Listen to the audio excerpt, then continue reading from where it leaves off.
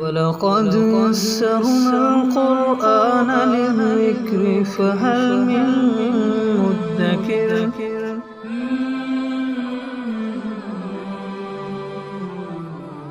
سورة الماعون أعوذ بالله من الشيطان الرجيم بسم الله الرحمن الرحيم أرأيت الذي يكذب بالدين کیا آپ نے دیکھا اس شخص کو جو سزا و جزا کو جھٹلاتا ہے۔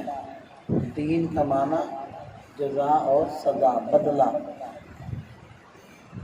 بدلہ دو طرح کا ہوتا ہے، ایک اچھا بدلہ، ایک برا بدلہ۔ اچھے بدلے کو جزا کہتے ہیں، برے بدلے کو سزا کہتے ہیں۔ اس لیے کہتے ہیں نا، ہم دعا دیتے ہوئے اللہ آپ کو جزائے خیر عطا فرمائے۔ تو دین کا معنی بدلہ ہوتا ہے، تو بدلے دونوں قسم کے ہوتے ہیں، اس لیے اس کا ترجمہ ہم نے کر دیا جو جھٹلاتا ہے جزا اور سزا کو۔ اور اس سے مراد ظاہری بات ہے کافر ہیں، کیونکہ جزا اور سزا وہ قیامت کے دن ہوگی، اور قیامت کو جھٹلانا یہ کفر ہے۔ تو پھر اس سے مراد کیا ہوگا؟ کافر۔ فَذَلِكَ الَّذِي يَدُعُّ الْيَتِيمَ، وہی ہے جو یتیم کو دھکے دیتا ہے۔ اور یہ روایات میں مختلف کافروں کے بارے میں یہ آتا ہے کہ وہ یتیم کو دھکے دیتا ہے۔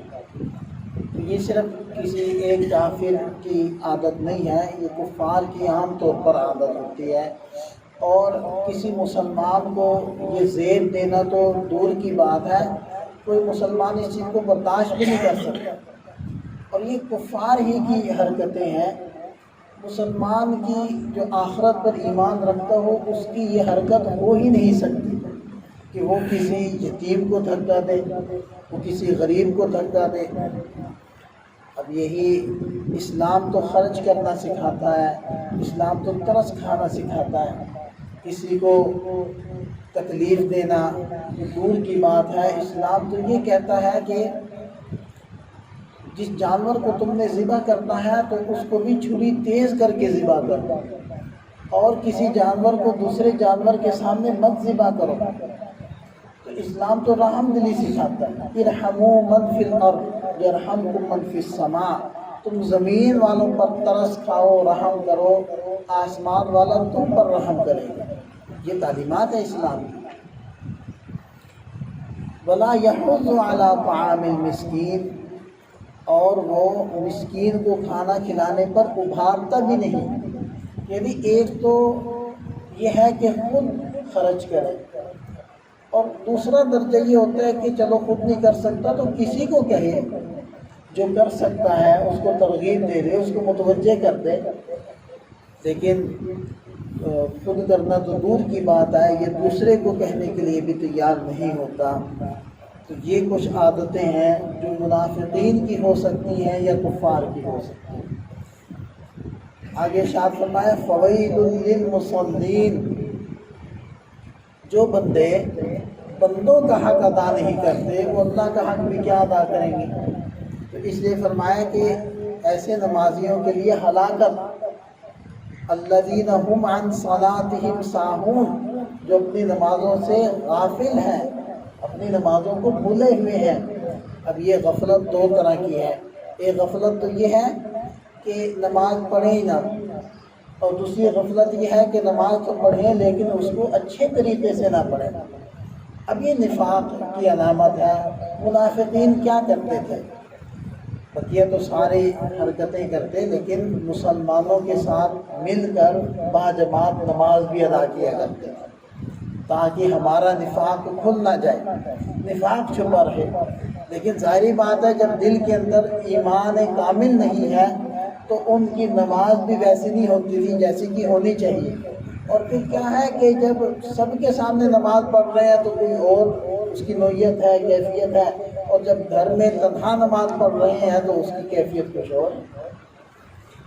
اس سے بھی بچنا چاہیے کہ اگر کسی مجبوری کی وجہ سے گھر میں نماز پڑھنی پڑ جائے تو گھر کے اندر بھی نماز آہستہ آہستہ ٹھہر ٹھہر کے پڑھنی چاہیے، جیسے آدمی مسجد میں پڑھتا ہے، ورنہ یہ تو وہی نفاق والی شکل ہو جائے گی کہ مسجد میں تو بہت ٹھہر ٹھہر کے ہم نماز پڑھیں، اور جب گھر میں تنہائی میں کسی جگہ پڑھنی پڑتی ہے تو پھر جلدی جلدی نماز پڑھ کے فارغ ہو جائیں۔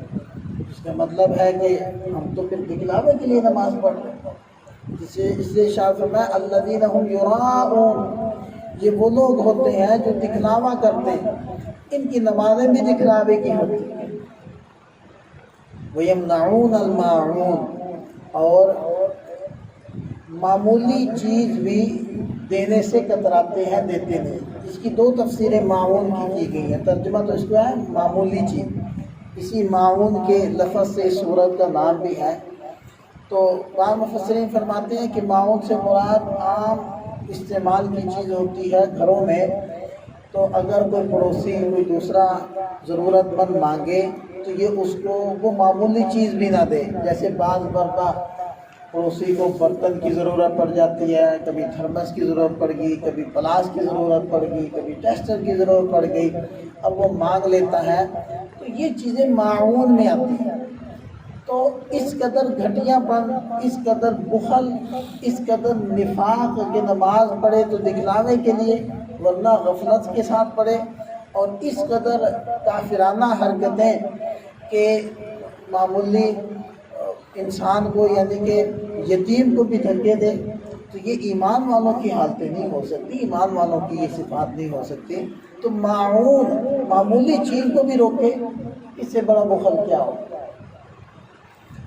اور بعض حضرات اس کی تفسیر کرتے ہیں کہ معاون سے مراد ہے زکوٰۃ ہے، کیونکہ زکوٰۃ بھی 40واں حصہ ہوتا ہے، تو کل مال کے اعتبار سے زکوٰۃ معمولی چیز ہے، معاون ہے، تو وہ لوگ معاون کو بھی روکتے ہیں۔ اب یہ نفاق منافقین کی حالت ہے کہ زکوٰۃ تو چونکہ خود سے دینی ہے نا، کسی کو دکھلانا نہیں ہوتا، اس میں دکھلاوا آتا نہیں ہے، تو اس لیے وہ تو دل سے ایمان والے نہیں ہیں، اس لیے وہ زکوٰۃ نہیں دیتے۔